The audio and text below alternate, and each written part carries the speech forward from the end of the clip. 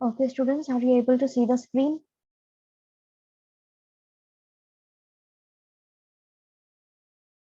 Yes, ma'am. Yes, sir. Okay, if you have any problem regarding yesterday's topic, you can ask me.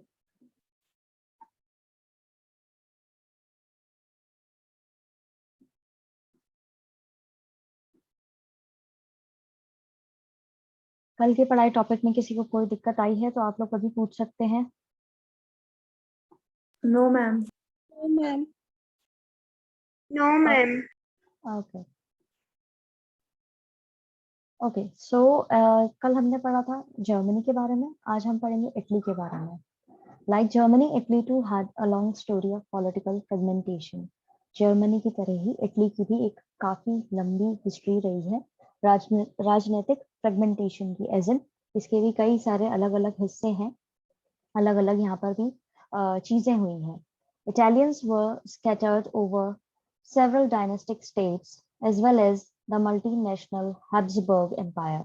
Italians जो थे, जो Italy के रहने वाले लोग थे, वो काफी अलग अलग डायनेस्टिक स्टेट्स में बटे हुए थे. साथ ही साथ वो हैब्सबर्ग एम्पायर के अंदर भी थे.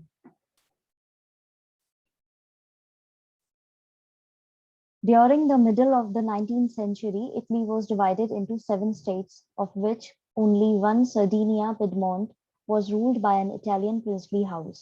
अब मिडिल 19th सेंचुरी के मिडिल में इटली जो है वो 7 स्टेट्स के अंदर डिवाइडेड था, जिसमें से एक जो है वो सर्डिनिया पिडमोंट थी. ठीक है, जो किसके कंट्रोल में थी? इटालियन प्रिंसली हाउस के. यहाँ पर ये जो चीज लिखी हुई है ये आपको पता होनी चाहिए. ठीक है, साथ ही साथ यहाँ पे नीचे आपको एक मैप भी दे रखा है इटली का यूनिफिकेशन जब नहीं हुआ था उससे पहले का, और एक साथ में मैप दे रखा है जब इटली का यूनिफिकेशन हो गया था. तो बेसिकली यहाँ पे आप देख सकते हो सर्डिनिया करके दो जगह जो है वो दे रखी है. ठीक है, दो कलर जो है, सॉरी, दो ऑरेंज उसमें आपको प्लेसेस दिख रही हैं. तो बेसिकली ये दोनों ही जगह हैं. ठीक है, और यहाँ पे ये 7 टोटल 7 स्टेट्स हैं जो बाद में धीरे धीरे ये लोग कॉन्कर करते गए और अपने अंदर मिलाते गए. The north was under Austrian Habsburg, the center was ruled by the Pope, and the southern regions were under the domination of Bourbon kings of Spain. अब ये जो 7 स्टेट्स हैं, ये जो मैप नीचे दे रखा है, इसमें नॉर्थ साइड जो थी वो ऑस्ट्रियन हैब्सबर्ग के अंडर में थी. जो बीच का पार्ट है यानी सेंटर का पार्ट है वो पोप के अंडर में था. अब जो सर्दर्न रीजन्स हैं वो किसके अंडर में थे? बर्बन किंग्स जो थे, स्पेन से जो बिलोंग करते थे, उनके अंडर में था. तो यानी कि बेसिकली ये पूरा जो है वो अलग अलग लोगों के अंडर में था. Even the Italian language had not acquired one common form and still had many regional and local variations. अब यहाँ की जो इटालियन लैंग्वेज थी वो भी प्रॉपर एक कॉमन फॉर्म में नहीं आई थी, और वहां पर कई सारे अलग अलग रीजनल लैंग्वेजेस बोली जाती थी. उसके अंदर काफी ज्यादा वेरिएशंस थे. सपोज, नॉट सपोज, आप अगर देखेंगे तो अगर आप जैसे हिंदी को ही ले लीजिए. ठीक है, हमारे भारत के अंदर हिंदी जो है, अगर आप वो किसी अलग स्टेट में जाएंगे, सपोज अगर आप राजस्थान से यूपी की तरफ जाएंगे, तो वहां पर उनकी जो लोकल भाषा है उसका कुछ ना कुछ टच मिलेगा आपको उनकी हिंदी में. ठीक है, कुछ शब्दों का या कुछ उनका जो एक्सेंट होगा वो कहीं ना कहीं उनके रीजन को बिलोंग करता हुआ होगा. बोलेंगे वो हिंदी ही, लेकिन उसमें अलग अलग थोड़े थोड़े वेरिएशंस होते हैं. उसी तरीके से अगर आप एमपी के अंदर जाएंगे तो वहां पे आपको अलग तरह की हिंदी सुनने को मिलेगी. थोड़ा सा उसमें वेरिएशन होगा, थोड़े से चेंजेस होंगे. उसी तरह महाराष्ट्र में जाओगे तो वहां पे थोड़ा और डिफरेंट होगा. तो कहने का मतलब ये है कि यहाँ पे जो इनकी इटालियन लैंग्वेज थी उसके अंदर भी एक प्रॉपर कॉमन फॉर्म में नहीं वो फॉलो अप हो रही थी. उसके अंदर अलग अलग रीजन के अंदर अलग अलग वेरिएशंस थे. इस पैराग्राफ के अंदर किसी को कोई दिक्कत आई है तो आप लोग अभी पूछ सकते हैं.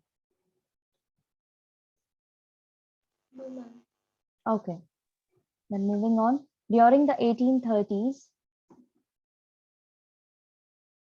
Giuseppe Mazzini had sought to put together a coherent program for a unitary Italian republic. अब 1830s के दौरान मजीनी जो है उन्होंने साथ में एक ऐसा प्रोग्राम लगाया था जो प्रॉपरली इटालियन रिपब्लिक को बना पाए. ठीक है, एक यूनिफाइड कर पाए इटली को.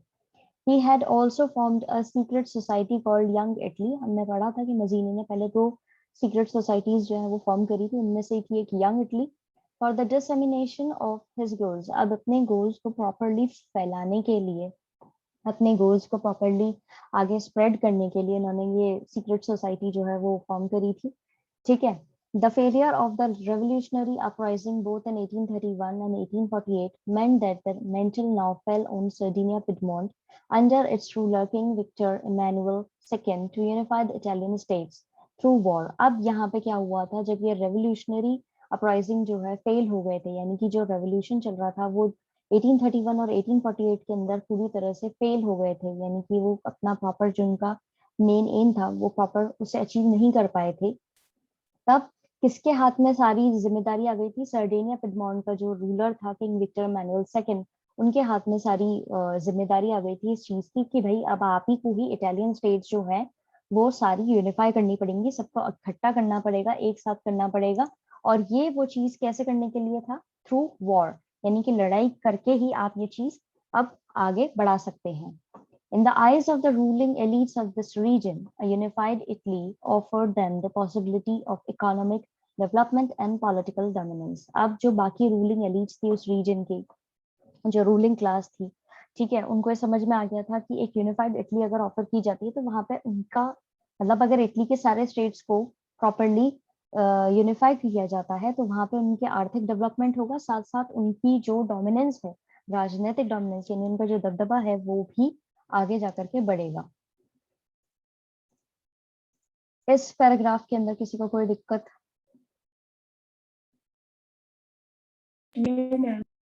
No ma'am. Okay, no ma'am.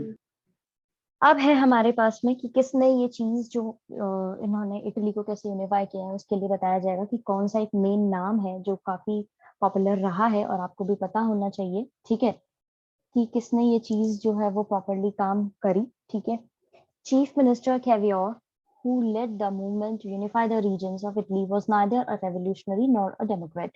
अब एक जो चीफ मिनिस्टर थे, ये जो हमारे राजा हैं यहाँ पे किंग विक्टर इमैनुअल सेकंड, इनके चीफ मिनिस्टर रहे हैं, ये नाम आपको याद होना चाहिए, कैवियोर, ठीक है। ये इन्होंने मूवमेंट जो है इन्होंने ये लीड किया था, ठीक है, कई सारे रीजन्स को इन्होंने यूनिफाई किया इटली के। और इनके लिए एक चीज बोली गई, ना तो ये रेवोल्यूशनरी थे ना ही ये डेमोक्रेट थे, ठीक है, ना ही इनके कोई वैसे विचार थे, सिंपली एक मिनिस्टर थे। Like many other wealthy and educated members of the Italian elite, he spoke French much better than he did Italian. अब इनके लिए एक चीज बोली गई है जो कि इनकी क्वालिटी है कि ये जितने भी बाकी इटालियन एलिट के लोग थे, ठीक है, जो हाई क्लास प्रोफाइल के थे लोग इटली के, ये उनसे अच्छी फ्रेंच बोला करते थे। ऑल्दो ये खुद इटालियन थे लेकिन ये उनसे अच्छी फ्रेंच बोला करते थे और इनकी इटालियन जो थी वो इतनी अच्छी नहीं थी, यानी कि जितनी ये खुद की लैंग्वेज नहीं बोलते थे उससे अच्छी ये फॉरेन लैंग्वेज बोल लिया करते थे।